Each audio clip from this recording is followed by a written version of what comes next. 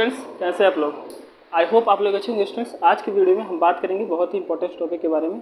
इससे पहले जो हमने एसी फंडामेंटल का सीरीज शुरू किया है, अगर आप इससे पहले के लेक्चर नहीं देखे हो तो ये लेक्चर जो है आपको बिल्कुल समझ में आने वाला नहीं है, क्योंकि उसमें हमने आपको बताया था किस प्रकार से हम ये सीरीज को शुरू कर रहे हैं। ये बहुत ही इंपॉर्टेंट है। देखिए, ये जो क्लास 12th में है उसके लिए भी है, और जो यूनिवर्सिटी एग्ज़ाम है कोई भी, और ये जो पॉलिटेक्निक का सेमेस्टर है उसके लिए भी काफ़ी बेनिफिट है।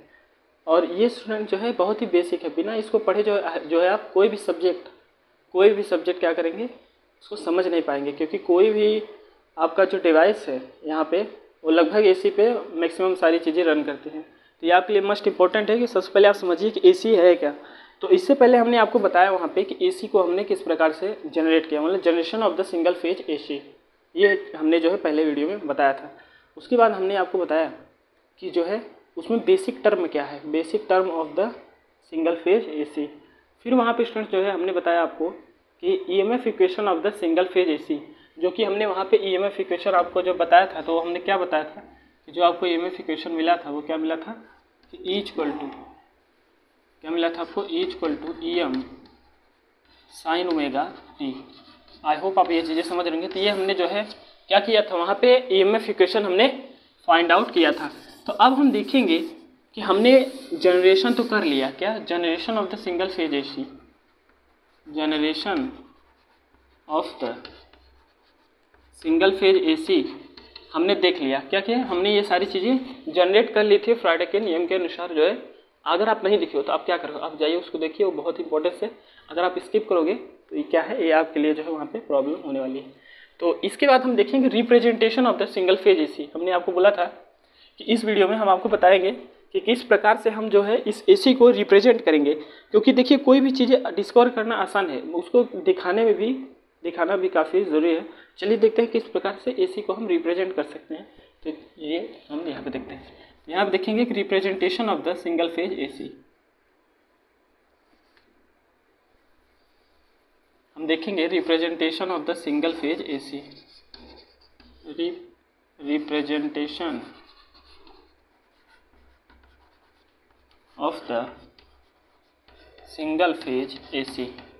अब किस प्रकार से हम उससे रिप्रेजेंटेशन उसका देखेंगे, तो चलिए स्टार्ट करते हैं। तो स्टूडेंट्स, ये वीडियो आपके लिए बहुत इंपॉर्टेंट है, जो पॉलिटेक्निक सेकेंड सेमेस्टर में है या फिर आगे के सेमेस्टर में भी है, तो उनके लिए भी ऐसा नहीं है कि ये देख लेंगे तो क्या हो जाएगा कि आपके लिए कुछ खतरा हो जाएगा, ऐसी कोई बात नहीं है।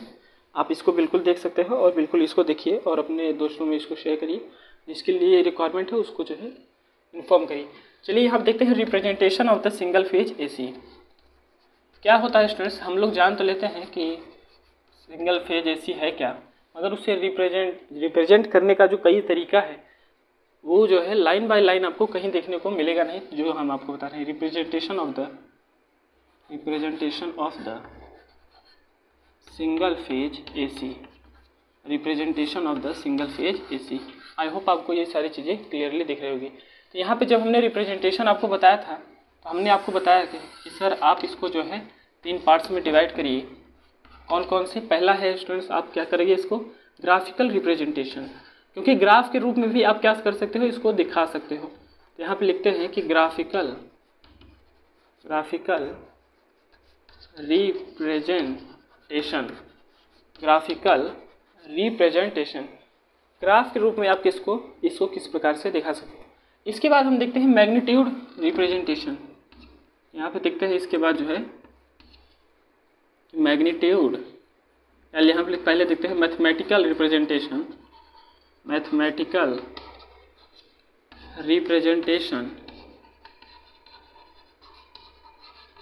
अब इसके बाद लास्ट है आपका मैग्नीट्यूड रिप्रेजेंटेशन,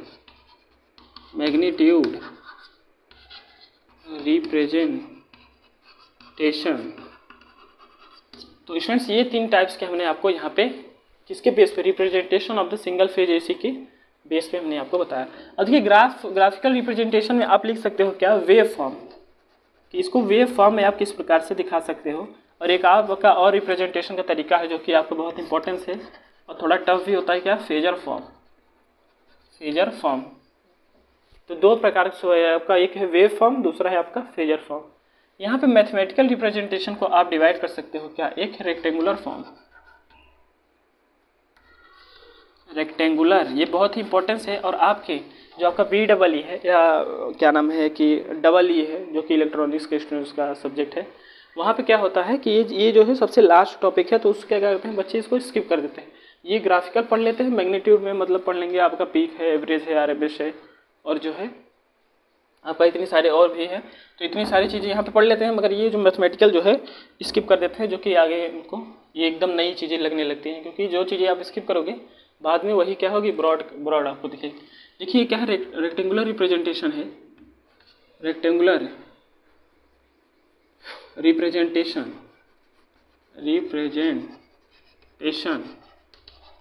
उसके बाद स्टूडेंट जो है रेक्टेंगुलर रिप्रेजेंटेशन के बाद आप लिख सकते हो क्या, ट्रिग्नोमेट्रिकल रिप्रेजेंटेशन, ट्रिग्नोमेट्रिकल रिप्रेजेंटेशन। और लास्ट है आपका पोलर रिप्रेजेंटेशन, पोलर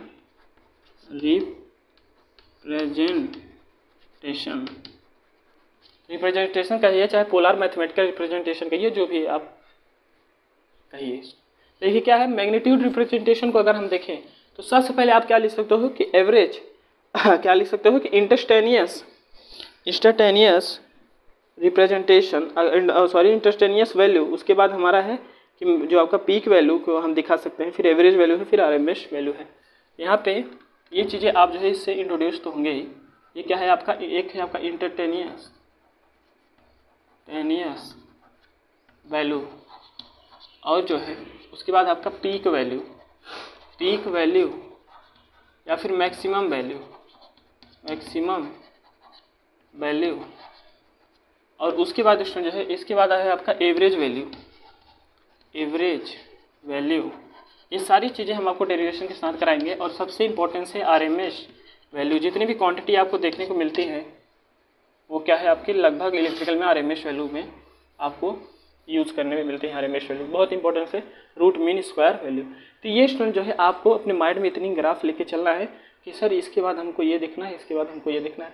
बिल्कुल आपको एकदम टफनेस की बिल्कुल यहाँ पे सोचने की ज़रूरत नहीं है, बहुत इंपॉर्टेंस है। और एक एक चीज़ जो है एकदम क्या करेंगे, आपको बढ़िया से देखना है, कोई भी चीज़ें स्किप नहीं करनी है। अगर आप कोई भी चीज़ें स्किप करोगे बाद में आपके लिए बहुत, देखिए इसमें से इलेक्ट्रिकल है, इसका कोई मतलब क्या है, एंड पॉइंट नहीं है, जितना पढ़ोगे उतना कम है। टेक्निकल में क्या होता है कि जितनी बार आप पढ़ोगे उतनी बार आपको कुछ न कुछ नया देखने को मिलेगा। तो ये ज़रूरी है आपको पढ़ना। तो आप ये ना सोचें कि एक बार हम पढ़ चुके हैं तो हमें दोबारा इसको पढ़ने की ज़रूरत नहीं है। जो देखिए बिल्कुल ज़रूरत है। हम जो है कुछ चीज़ें नहीं बताएंगे, और भी टीचर्स हैं जो भी आपको कुछ चीज़ें नहीं बताएंगे।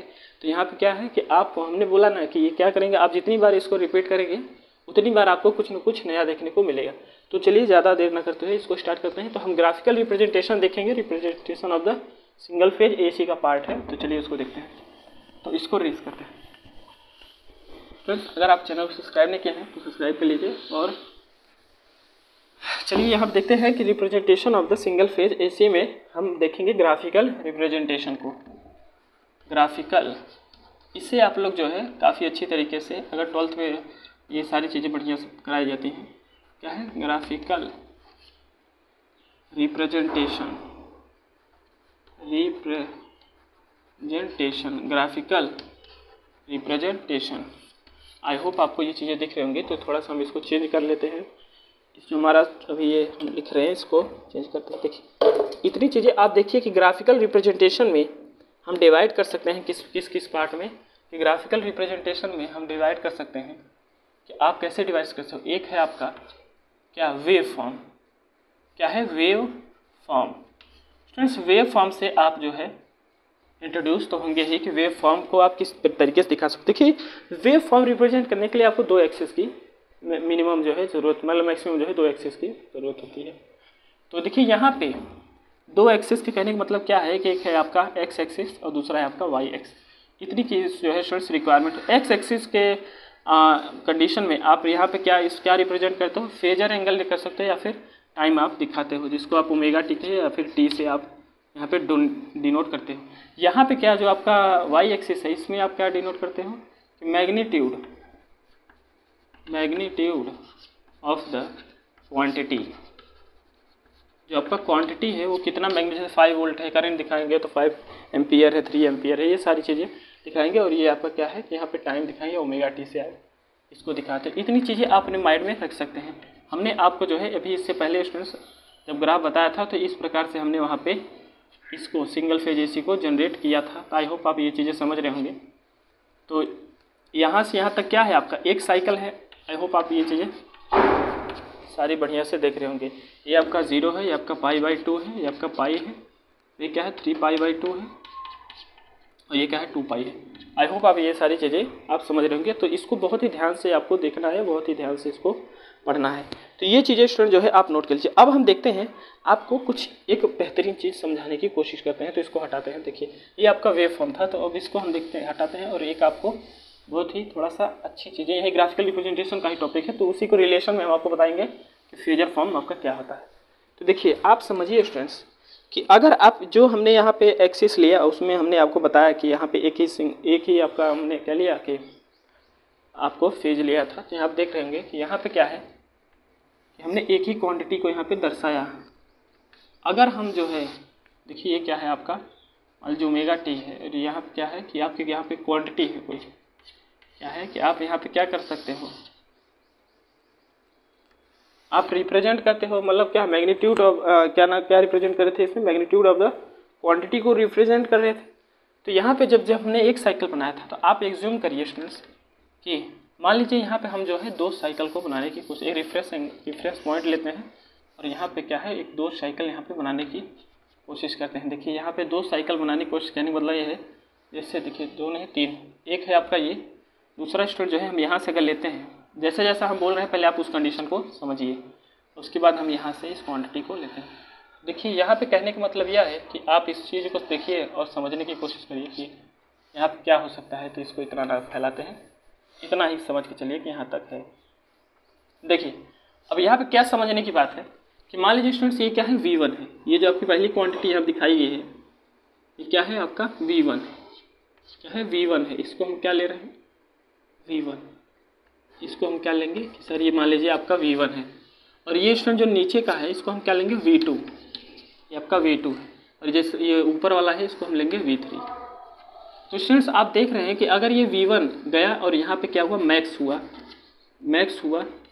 इस पॉइंट पे यहाँ पे, तो आप लिख सकते हो V1 max at time T1, क्योंकि टाइम पीरियड इसका अलग अलग है। V1 max at time T1। अब देखिए अगर हम V2 को देखते हैं, V2 आपका यहाँ से गया और फिर उसके बाद V2 आपका मैक्सिमम आपको दिख रहा है यहाँ पे पॉइंट पे, तो यहाँ क्या लिख सकते हैं कि V2 मैक्स क्या पीक पॉइंट है, मैक्सिमम पॉइंट है, तो मैक्सिमम वैल्यू है, तो यहाँ पे लिख सकते हैं V1 max at time T2। इस प्रकार से स्टूडेंट जो है यहाँ पे जो आपका V3 है, V3 गया और कहाँ है आपका ये मैक्सिमम पॉइंट पे, ये नेगेटिव नहीं पॉजिटिव को मैक्सिमम ले रहे हैं। देखिए आप क्या लिख सकते हैं कि V3 मैक्स इसको क्या लेंगे कि किस पॉइंट पे है T3। तो आपको दिख रहा है कि अलग अलग टाइम पीरियड में ये क्वांटिटी जो है अलग अलग पोजीशन पे मैक्सिमम। देखिए जो क्वांटिटी सबसे पहले मैक्सिमम पॉइंट को अचीव करेगी वो क्या होगा आपका लीडिंग फेज में आएगा। तो लीडिंग क्या है, ये एक नया शब्द अभी आपको मिला, लीडिंग क्या है, लैगिंग क्या है। तो अभी आप रुके रहिए, जितनी चीज़ें हम बता रहे हैं पहले उसको ध्यान से देखिए। तो यहाँ पे अगर आपको ये चीज़ें समझ में आई हैं तो इसके लिए आपको द वेरी बेस्ट। देखिए स्टूडेंट्स आप यहाँ पे एक चीज़ और समझिए कि ये 3 क्वांटिटी आप तभी एक साथ रिप्रेजेंट कर सकते हो, दिस 3 क्वांटिटी आप तभी एक साथ रिप्रेजेंट कर सकते हो जब इसकी फ्रीक्वेंसी जो है सेम होगी। तो क्या लिखें, frequency of all the quantity will be same रहेगा, तभी आप इसको रिप्रेजेंट कर सकते हो। तो यहाँ लिख सकते हो कि फ्रीक्वेंसी कंडीशन है, frequency of the all quantity will be same. तो समझ में आएगा नहीं आप, आई होप आप ये चीज़ें समझ रहे हैं। क्या है इसमें कुछ नहीं है, तो ये बिल्कुल सिंपल है। आप जिस तरीके से हम बता रहे हैं बस बिल्कुल आप वैसे ही ध्यान दीजिए। ये क्वांटिटी आप समझ के रखिएगा कैसे हम आपको ये सारी चीज़ें बता रहे हैं। तो यहाँ पे जो है कहने का मतलब, हाँ जो हम बता रहे थे आपको कि जो क्वांटिटी सबसे पहले मैक्सिमम पॉइंट पहुँचेगी, आपका 2 यहाँ पे पार्ट होता है, एक है लीडिंग का, एक है लैगिंग का। ये चीज़ें आप अच्छी तरीके से देखेंगे, एक है लीडिंग कंडीशन, एक है लैगिंग कंडीशन। अभी काफ़ी अच्छी तरीके से इस पर हम बातें करेंगे। देखिए ये जिस तरीके से हम बताएं, आपका फेजर आपका फॉर्म है। यहाँ पर देखिए आपका ये लीडिंग कंडीशन है, आपका लैगिंग कंडीशन है। ये चीज़ें समझिए। देखिए अगर यहाँ पे देखिए V1 को अगर हम लेते हैं, सबसे पहले आपका क्वांटिटी क्या कर रहा है, V1 यहाँ पे मैक्स में पहुँच रहा है, तो V1 क्या करेगा, इन दोनों क्वांटिटी से लीड कर रहा है। फिर उसके बाद जो है V2, तो V2 क्या करेगा, V3 से लीड करेगा। आई होप आप ये चीज़ समझ रहे हैं। और इसके पीछे अगर करेंगे तो V3 जो है इन दोनों से लैग करेगा, फिर V2 जो है V1 से लैग कर, V1 तो आपका मैक्सिमम पे है ही। तो इस तरीके से मतलब कहने का मतलब सिंपल से समझिए कि जो सबसे पहले मैक्सिमम पॉइंट को अचीव करेगा that's quantity will be leading. ये चीज़ें आप समझ के चलिए। तो बहुत ही सिंपल है। यहाँ पे जो हमने यहाँ पे बनाया है, इसमें क्या है कि आपका फेजर डिफरेंस भी है। यहाँ पे जो है फेज जो है इसका सेम नहीं है, फेजर डिफरेंस भी है। अब एक क्वांटिटी हम और रिप्रेजेंट इसी के रिस्पेक्ट में कराते हैं, तो आप इसको ध्यान दीजिएगा। इसके नीचे हम आपको थोड़ा सा बनाते हैं। देखिए स्टूडेंट्स, यहाँ पे जो चीज़ें हम बता रहे हैं वो आप ध्यान दीजिए। अगर मान लीजिए कि हमने जो है इस क्वांटिटी को रिप्रेजेंट किया, यहाँ पे जो चीज़ें हम बना रहे हैं, देखिए यहाँ पर हमने यही 3 क्वांटिटी को यहाँ पे ऐसे रिप्रेजेंट किया। बट यहाँ पे क्या देखने को मिलेगा कि सर ये यहाँ पे देखिए 0 से शुरू हुआ सर, उसके बाद यहाँ पे देखिए, फिर यहाँ पे। कहने का मतलब है कि ये क्या हुआ कि इसकी मैग्नीट्यूड भले ही क्या कर रहा हम कि इसका वेरिएबल आपको दिख रहा है। कहने का मतलब ये मान लीजिए V1 है तो इसका मैक्स इधर है, फिर इसका मैक्स इधर है, फिर इसका मैक्सिमम पॉइंट इधर है। बट क्या हो रहा है कि इसमें आपको कोई भी फेज डिफरेंस आपको नहीं दिखेगा। तो यहाँ क्या लिख सकते हैं कि नो फेज डिफरेंस आप लिख सकते हो कि क्या करें, नो फेज डिफरेंस, आपको कोई भी फेज डिफरेंस नहीं दिखेगा। ये दोनों क्वांटिटी, ये तीनों क्वांटिटी जो है एक साथ देखिए आप शुरू हो रही हैं, भले ये मैक्सिमम पॉइंट को अलग अलग मतलब टाइम पे। कहने का मतलब यह है कि देखिए अगर मान लीजिए ये V1 है तो क्या कर रहा है, इन तीनों को ला के अगर हम इसके किस टाइम पे ये लोग मैक्सिमम को अचीव कर रहे हैं तो आपको दिखेगा वो पॉइंट सेम है। जैसे कहने का मतलब यह है कि T1 = T2 = T3। मान लीजिए आपका T1 है तो क्या कर रहा है, T1 पॉइंट फिर यही इसी पॉइंट पे आकर के इसका टाइम पीरियड कर रहा है, मैक्सिमम अचीव कर रहा है। जैसे मान लीजिए ये क्या है आपका V1 मैक्स आप दिखा रहे हैं कि आएगा, फिर T1 यही भी दिखेगा, फिर V2 मैक्स, फिर यही दिखेगा V3 मैक्स, फिर यही दिखेगा। मतलब T1 = T2 = T3, मतलब सेम टाइम पीरियड पे ये क्या कर रहे हैं, आपके अचीव कर रहे हैं। ये क्या है आपका no phase difference. No phase difference आप इसको बोल सकते हो, नो फेज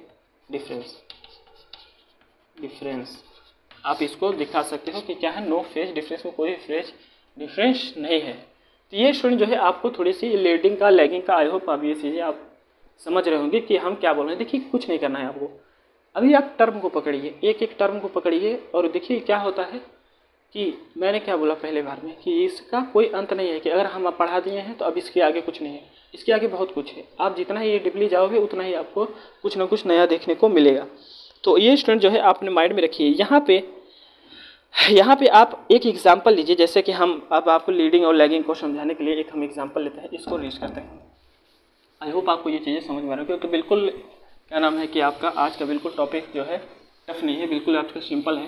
बस सिवाय आपका ये है कि आपकी जो है नज़रें स्क्रीन पे होनी चाहिए और बिल्कुल आप इधर उधर ना देखें, जहाँ पे ये चौक चल रहे हैं वहीं पे आप सारी आपका ध्यान होना चाहिए। चलिए यहाँ पे हम एक एग्जांपल लेते हैं कि मानिए कि V जो आपका वोल्टेज कोई क्वांटिटी वो क्या है 30 डिग्री लीड कर रही है I से। कहने का मतलब एग्जांपल लीजिए, यहाँ पे एक एग्जांपल लीजिए कि जो आपका V है यह क्या कर रहा है, लीडिंग कर रहा है 30 डिग्री I से। मतलब ये क्या कर रहा है, वोल्टेज आपका 30 डिग्री लीड कर रहा है करंट से। और यहाँ पे वोल्टेज मतलब V मैक्स की वैल्यू जो है हम क्या लेंगे, V मैक्स की वैल्यू मान लीजिए हम ले लेते हैं कि 200 वोल्ट। और जो है अगर हम I मैक्स की वैल्यू लेंगे तो हम क्या ले रहे हैं, मान लीजिए 30 एम्पियर। आई होप आप ये चीज़ें समझ रहे हो कि करंट को हम एम्पियर से दिखाते हैं। तो ये स्टूडेंट जो है हम एग्जांपल लेते हैं।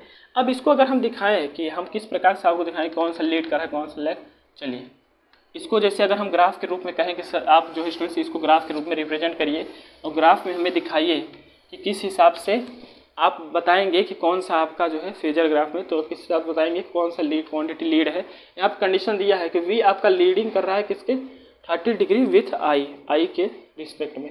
तो V मैक्सिमम हम मान लेते हैं, आप रेंडमली मान लीजिए कि जो है 200 वोल्ट है, I मैक्सिमम मान लीजिए कि आप जो है 30 एम्पियर है।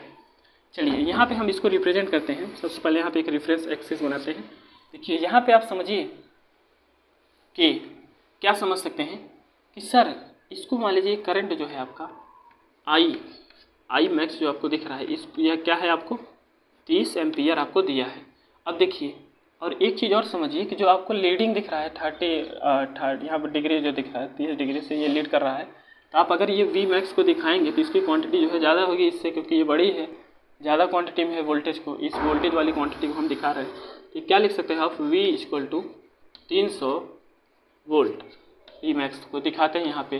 तो क्या कर रहा है, देखिए लिखा है कि V आपका 30 डिग्री लैग कर रहा है, तो आप यहाँ पे ऐसे करके इसको 30 डिग्री दिखा सकते हैं कि क्या कर रहा है, सॉरी लीड कर रहा है, लैग नहीं लीड कर रहा है, मुँह से निकल गया।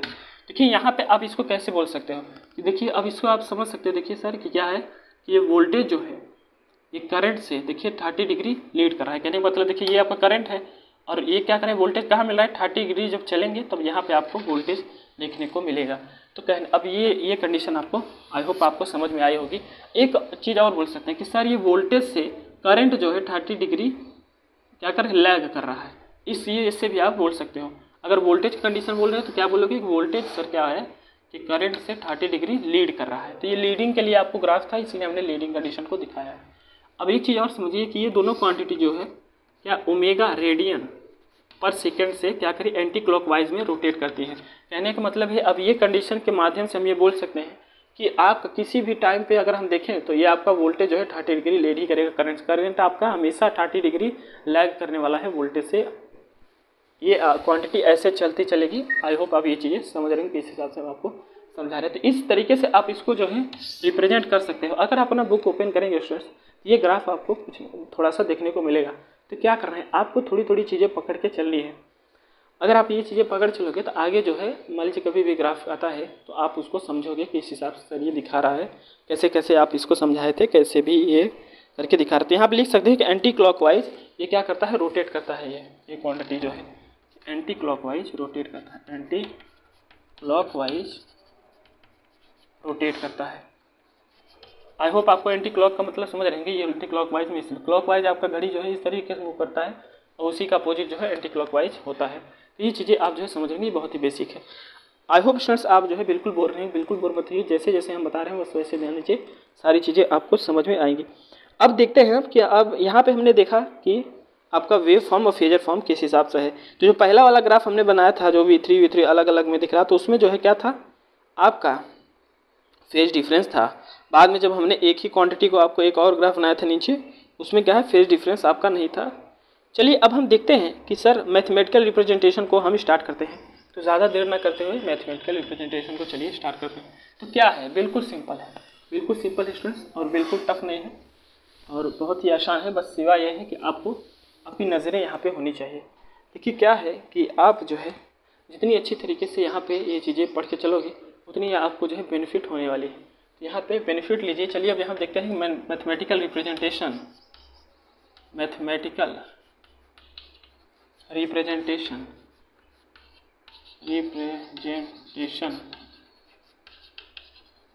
Of the single phase AC. देखिए मैथमेटिकल रिप्रेजेंटेशन को अगर हम देखें तो आप मैथमेटिकल रिप्रेजेंटेशन को जो है अगर यहाँ पे देखेंगे तो आप लिख सकते हो, क्या लिख सकते हो कि यहाँ पे सर आपने बताया था कि ये जो है किस किस में था, एक था आपका रेक्टेंगुलर फॉर्म,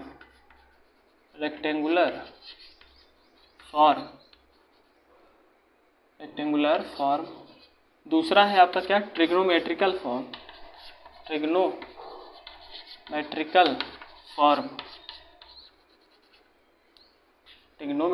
फॉर्म, और उसके बाद जो है आपका लास्ट क्या था, ये आपका ट्रिग्नोमेट्री, एक लास्ट आपका क्या है, पोलर फॉर्म। तो आपको लग रहा होगा कि सर आप आते हो और जो है एकदम लिखाते हो। देखिए क्या है कि आप आए हो कुछ पढ़ने के लिए, तो आपको ये मस्ट इम्पॉर्टेंट कि जो चीज़ें हम यहाँ पे लिखा रहे हैं, देखिए इसी में सारा एंजॉय है। अगर हम फालतू की बातें करें तो वो जो है आपके लिए सही नहीं है। तो हम जो चीज़ें बता रहे हैं उसको आप ध्यान दीजिएगा। अब हम चलते दिखते हैं, ज़्यादा देर ना करते हुए रेक्टेंगुलर फॉर्म। देखिए ये इतना इंपॉर्टेंस है कि आप समझ चलिए। मैं ये मानता हूँ कि मैक्सिमम स्टूडेंट्स को ये सारी चीज़ें आती ही रही है, क्योंकि क्या है कि ये क्या है कि सबसे लास्ट टॉपिक था इसी फंडामेंटल। जब अपनी बुक खोलोगे तो ये आपको पीछे क्या करते हैं, थोड़ा थोड़ा पढ़ के बस 50 में से 70 नंबर ला के ये लोग पास हो जाते हैं और जो है इसको समझ नहीं पाते हैं कि मैथमेटिकल रिप्रेजेंटेशन में रेक्टेंगुलर फॉर्म को हम किस तरीके से दिखाएं।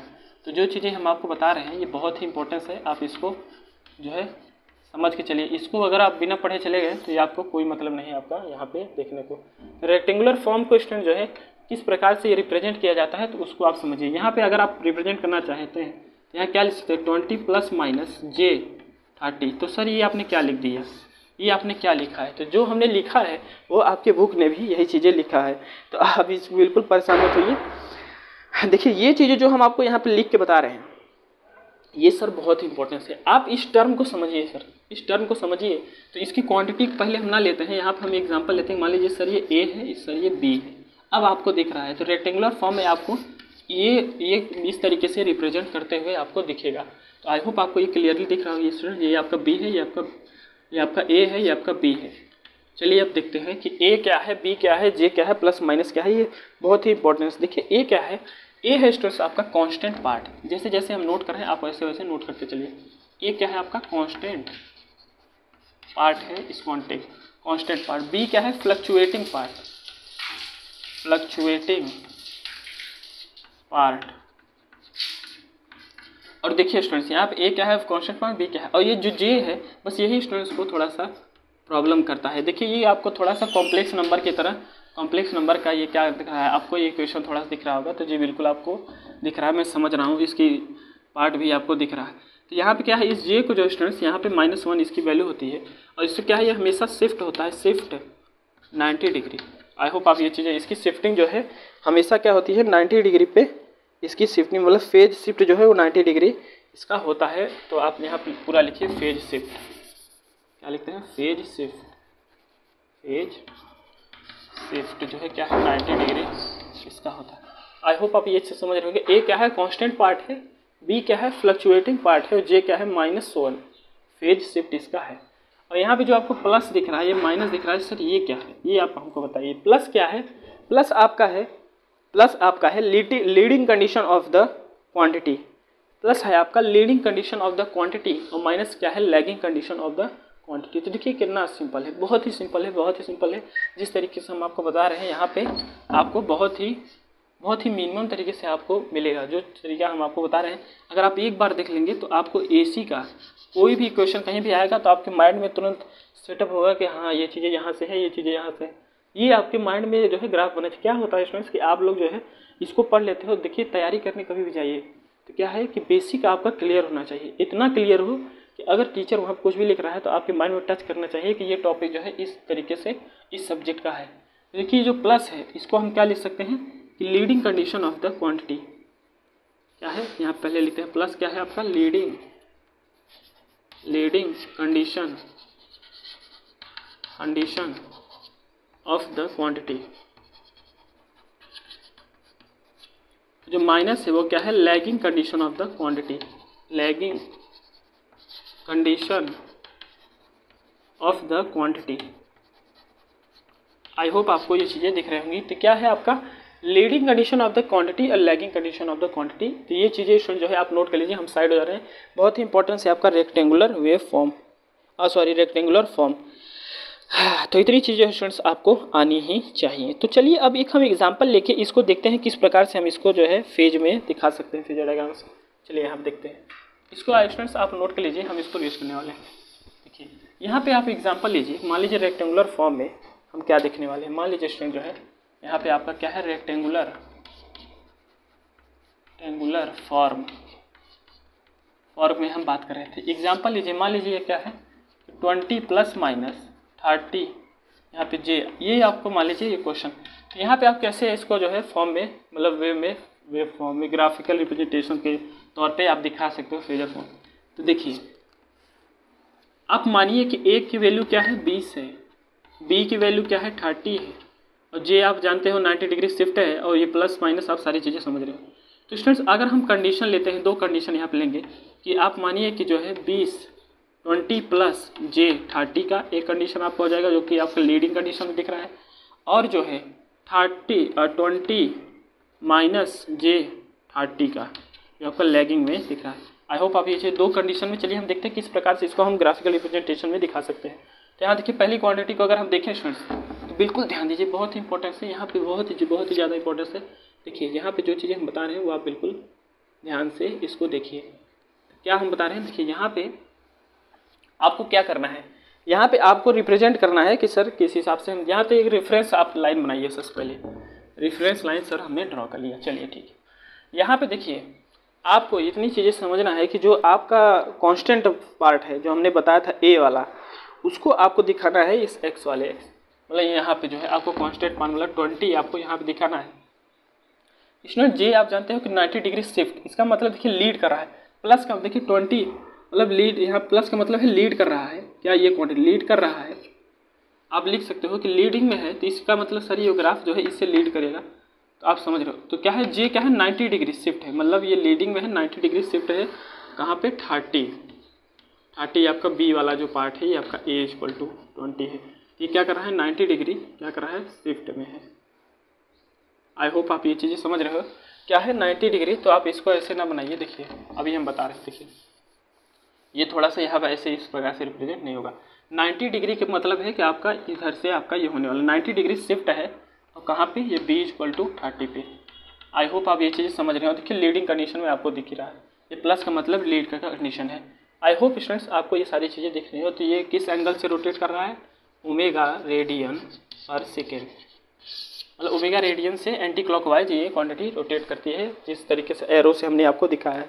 तो ये आपको जो है इस प्रकार से स्टूडेंट्स आपको देखना है। तो बहुत ही सिंपल है, बहुत ही ज़्यादा सिंपल है। कहने का मतलब यह है कि इस मैथमेटिकल रिप्रेजेंटेशन से आपको आपके माइंड में ये ग्राफ इस तरीके से आपके माइंड में बनना चाहिए कि सर अगर ये लिखा है इसका मतलब आपको धाक से ये चीज़ें बना लेनी है। मतलब ए वाला पार्ट इधर दिखाएंगे, प्लस मतलब लीडिंग कंडीशन दिखा रहा है आपको। जे का मतलब 90 डिग्री देखिए शिफ्ट है, 90 डिग्री शिफ्ट है। और बी कौन सा शिफ्ट है आपका, बी इक्वल टू 30 डिग्री। चलिए यहाँ पे जो आपको ये कंडीशन दिख रहा है, अब ये लीडिंग लैगिंग का कंडीशन देखिए, ये जो 20 है तो 20 आपका यहीं पर रहने वाला है। कंडीशन थोड़ी सी चेंज हो जाएगी। क्या है, कंडीशन थोड़ा सा चेंज हो जाएगा। अब हम इस वाले क्वांटिटी की बात कर रहे हैं, तो देखिए कंडीशन क्या चेंज होगा स्टूडेंट्स, आप जानते हो कि सर देखिए ये माइनस का मतलब लैग है, तो इसका मतलब सर ये कहीं ना कहीं नीचे आपको दिखेगा। तो यहाँ पे देखिए ये आपका क्या है 20 ए इक्वल टू 20 डिग्री आपको दिख रहा है। तो देखिए ये क्या करेगा कि आपका 90 डिग्री लैग माइनस लैग कर रहा है, और कौन सा है बी इक्वल टू 30। 90 इसलिए लिए क्योंकि शिफ्टिंग आपको दिखा रही है, जे का मतलब है 90 डिग्री शिफ्ट। ये क्या है 30 आपको यहाँ पे देखने को मिलेगा। तो ये आपका क्या है, ये आपका ये वाला कंडीशन है 20 माइनस 3 20 माइनस जो है J3 का आपका ये कंडीशन होने वाला है। तो आई होप आप ये चीज़ें स्टूडेंट जो है समझ रहे होंगे किस तरीके से हम आपको बता रहे हैं। बहुत ही ज़्यादा सिंपल है, बस सिवाय ये है कि आपको ये चीज़ें ध्यान देनी है। अब हम बात करते हैं अपने सबसे इंपॉर्टेंट टॉपिक, ये भी ध्यान रखिए ओमेगा रेडियन पर सेकंड से एंटी क्लॉकवाइज ये रोटेट करता है। अब हम सबसे इंपॉर्टेंट टॉपिक के बारे में बात करेंगे, वो है आपका ट्रिग्नोमेट्रिकल फॉर्म। ट्रिग्नोमेट्रिकल फॉर्म को समझने के लिए चलिए हम देखते हैं। थोड़ा सा ये आप कॉम्प्लेक्स नंबर का फार्मूले की तरह जो है सर ये दिखता है। तो चलिए यहाँ पे देखते हैं कि ट्रिग्नोमेट्रिकल फॉर्म को हम किस तरीके से रिप्रेजेंट। तो ये आपका ट्रायंगुलर फॉर्म था, रेक्टेंगुलर फॉर्म था। तो आई होप आप ये चीज़ें आपको समझ में आएगी। अब हम देखते हैं कि ट्रिग्नोमेट्रिकल फॉर्म आपका किस तरीके से है। ट्रिग्नोमेट्रिकल फॉर्म, देखिए ट्रिग्नोमेट्रिकल फॉर्म को हम किस तरीके से यहाँ पे देखेंगे। तो यहाँ पे स्टूडेंट्स जो है इसको हम अगर दिखाएं तो आप लिख सकते हो v equal to a cos theta, v equal to a cos theta plus minus b sine theta. क्या लिख सकते हो, v इक्वल टू ए, क्या लिख सकते हो students, v equal to a cos theta plus minus j b sine theta. I hope आपको ये चीज़ें दिख रही होंगी। इसमें कोई चीज़ नई नहीं है, आप बिल्कुल ये सारी चीज़ें समझ रहे हैं कि सर यहाँ पे ए क्या है आपका कांस्टेंट पार्ट है, ए क्या है आपका सर कांस्टेंट पार्ट है सर, बी क्या है फ्लक्चुएटिंग पार्ट है। बी को आप देख रहे होंगे, ए का हम इस लाइन में दिखाते थे और बी को हम इधर कहीं दिखाते थे। ये क्या है आपका फ्लक्चुएट ये कर रहा है, यही कर रहा है, इसलिए इसको लिखा है फ्लक्चुएटिंग पार्ट है। क्या है आपका फ्लक्चुएटिंग पार्ट है। और जे क्या है स्टूडेंट्स, आप समझ रहे हो कि ये जे जो है आपका ये क्या है कि ये इसका वैल्यू जो है -1 रूट में है। और ये क्या है, ये क्या है फेज शिफ्ट जो है इसका 90 डिग्री आपको हमेशा मानना है। फेज शिफ्ट जो है वो क्या है, ये 90 डिग्री आपको दिखेगा। फेज शिफ्ट 90 डिग्री आपको दिखेगा। और स्टूडेंट जो है इतनी चीज़ें आपको दिख रही हो, साइन कॉस थीटा का तो आप वैल्यू समझ रहे हो। तो ये स्टूडेंट जो है आपका ट्रिग्नोमेट्रिकल फॉर्म है। तो ये इस तरीके से आप इसको देख के चलिए। तो ये क्वांटिटी आपको याद रहनी चाहिए कि सर सबसे पहले ए, फिर कॉस थीटा, फिर plus minus j b sine theta. आपको ये चीज़ें ध्यान देनी है। अब हम देखते हैं अब हमारा जो लास्ट है वो पोलर फॉर्म है। तो पोलर फॉर्म क्या है उसको हम देखते हैं। पोलर फॉर्म में भी काफ़ी आपका एक झकास सा मतलब एक आपका क्या है इक्वेशन है। तो चलिए उसको हम देखते हैं इस प्रकार से। अब हम पोलर फॉर्म को देखने वाले हैं जो कि आपका एक मैग्नीट्यूड है, एक फेज एंगल है। तो ज़्यादा देर ना करते हैं देखते हैं पोलर फॉर्म। ये आपका लास्ट है जो आपका अब यहाँ पे मैग्नीट्यूड फॉर्म है, उसको हम नेक्स्ट वीडियो में देखेंगे। ये आपका क्या है पोलर फॉर्म। वीडियो ज़्यादा लंबा नहीं होना चाहिए, नहीं तो थोड़ा सा बोरिंग हो जाता है। देखिए क्या है पोलर फॉर्म को अगर हम देखें तो आप लिख सकते हो sir V equal to v. देखिए ये आपका मैग्नीट्यूड को दर्शा रहा है और यहाँ पे क्या है V इक्वल टू वी, और इस एंगल को दिखाते हुए प्लस माइनस वी आप लिख सकते हो, प्लस माइनस वी लिख सकते हो, या थीटा मेरे ख्याल से प्लस माइनस थीटा आपका ये होने वाला है, plus minus theta. I hope आप ये चीज़ें समझ रहे होंगे। तो सर ये देखिए कि जो आपका ये क्या नाम है बार लग के आपका जो इधर है ये क्या है मैग्नीट्यूड, मैग्नीट्यूड है आपका क्या है आपका मैग्नीट्यूड, मैग्नीट्यूड है। और जो आपका स्टूडेंट्स ये एंगल में प्लस माइनस थीटा दिखा रहा है ये क्या है फेज एंगल है, फेज एंगल है। आई होप आप ये चीज़ें समझ रहे होंगे। तो ये क्वांटिटी अगर आपको दिखेगी इस तरीके से दिखेगी V इक्वल टू मान लीजिए आपका क्या है 30 रूट में प्लस माइनस 20 आपको स्टूडेंट जो है डिग्री आपको ये कुछ इस तरीके से आपको मेरे ख्याल से ये देखने को मिलेगा। अगर V दिखा रहे हैं तो क्या हो जाएगा वोल्ट हो जाएगा, क्या हो जाएगा स्टूडेंट्स वोल्ट हो जाने वाला है, क्या हो जाएगा वोल्ट हो जाने वाला है, वोल्ट। आई होप आप ये चीज़ें समझ रहे होंगे। तो प्लस माइनस क्या है बिल्कुल सारी चीज़ें आप समझ रहे होंगे। और देखिए इसको जो है अगर हम डिवाइड अलग अलग फॉर्म में देखें तो इसको दो तरीके से हम लिख सकते हैं कि V इक्वल टू इस 30 को एक बार हम ये क्या लेंगे कि इसमें प्लस वाला पार्ट लेंगे लीडिंग वाला, एक बार जो है इक्वल टू 13 और एक बार निगेटिव वाला 20 वोल्ट को हम लेने वाले हैं।